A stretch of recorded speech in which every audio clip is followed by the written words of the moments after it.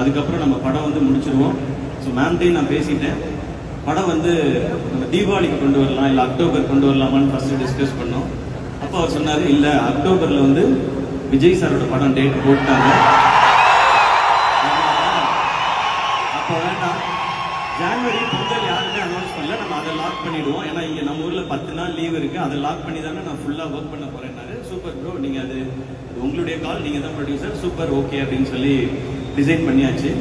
அது ஒரு அது கொஞ்ச நாள் கழிச்சு ஒரு இன்டர்வியூலையும் அவர் சொல்லியிருந்தார், இந்த மாதிரி படம் வந்து பொங்கலுக்கு நாங்கள் பிளான் பண்ணுறோம் அப்படின்னு சொல்லி.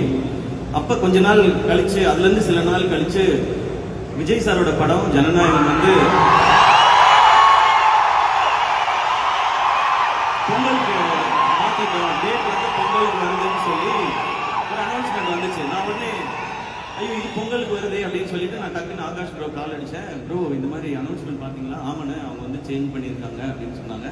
நான் சொன்னேன், ப்ரோ இது மாதிரி அந்த படமும் வருது, நம்மளும் பொங்கல் சொல்கிறோமே போது, ஆனால் 10 நாள் இருக்கிறதுனால 2 படம் கண்டிப்பாக தாங்குனேன் அப்படின்னாரு. ஓகே, பட் நம்ம வந்து ஏதாவது சேஞ்ச் பண்ண முடியுமா அப்படின்னு கேட்டேன். அப்போ அவர் சொன்னார், ஆனால் சேஞ்ச் பண்ணுறதுல ஒரு 2 சிக்கல் இருக்குண்ணே.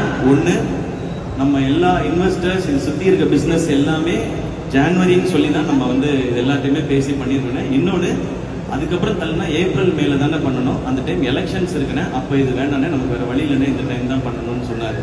அப்போ பணம் போடுற அவங்க வந்து ஒரு பிஸ்னஸ் எல்லார்ட்டையும் பேசி ஒரு டெசிஷன் எடுத்து ஓகே இது பண்ணுறான்னு சொன்னாங்க.